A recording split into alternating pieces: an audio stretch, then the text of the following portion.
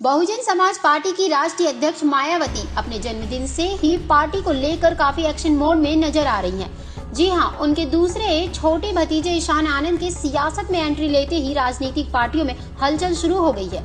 माना जा रहा है कि 2027 में मायावती राजनीति में ईशान की एंट्री कराने में कोई कसर नहीं छोड़ेंगी। ऐसे में पार्टियों में खलबली मचना तो जाहिर है, क्योंकि मायावती का अपनी पार्टी में लॉन्चिंग करने का यही स्टाइल है, जिसका उदाहरण भी साफ है। ईशान के बड़े भाई आकाश आनंद को भी बसपा ने इसी अंदाज में राजनीति का वारिस बनाया था। ये राज तब खुला जब साल 2017 के विधानसभा चुनाव में सहारनपुर में आकाश आनंद पहली बार अपनी बुआ मायावती के साथ नजर आए थे। हाल ही में बीते लोकसभा चुनाव 2024 में बसपा को करारी हार का सामना करना पड़ा था, जिसके चलते उसे काफी शर्मिंदा भी होना पड़ा।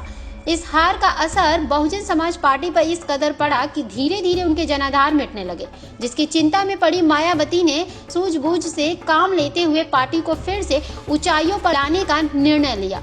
जहां अपने जन्मदिन के मौके पर उन्होंने ईशान की मौजूदगी कराते हुए परिचय कराया, जिसने विपक्षी दलों को ये तो साफ कर दिया कि पार्टी कमजोर नहीं बल्कि मजबूत होने वाली है। इसी सिलसिले में बसपा ने एक बैठक कर अपने पदाधिकारियों को पार्टी का जनाधार बढ़ाने के लिए जरूरी दिशा निर्देश भी दिए।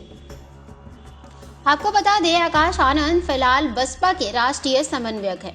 बीते लोकसभा चुनाव के दौरान मायावती ने आकाश को अपना राजनीतिक उत्तराधिकारी घोषित किया था। हालांकि कुछ विवादित बयानों के चलते उत्तराधिकारी बनाने का फैसला वापस भी ले लिया था, जिसके कुछ समय बीतते ही बुआ और भतीजे आकाश के बीच सब कुछ ठीक हो गया। फिर क्या, मायावती ने वापस से आकाश की एंट्री अपनी पार्टी में कर दी। खैर, ये तो राजनीतिक पार्टियां हैं, इनमें छोटी मोटी बातें तो होती ही रहती हैं, लेकिन मायावती द्वारा कराए गए ईशान के परिचय ने सभी पार्टियों की नींद उड़ाकर रख दी है, जिसके चलते सियासी सरगर्मियां भी तेज होती नजर आ रही हैं। हर कोई ये सोचने पर मजबूर हो बैठा है कि अब ये नया चेहरा कौन है।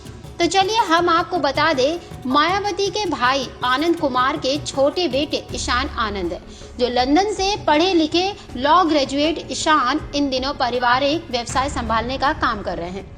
सुप्रीमो मायावती के लॉन्चिंग चाल को देखते हुए विपक्षी पार्टियों ने अपना दिमाग भी लगाना शुरू कर दिया है।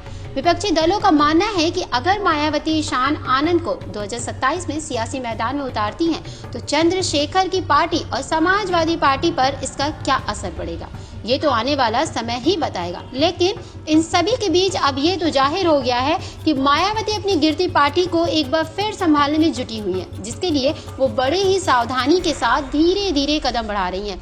तब तक के लिए इस खबर में इतना ही। ऐसी खबरों को देखने के लिए बने रहिए हमारे जर्नलिस्ट न्यूज के साथ।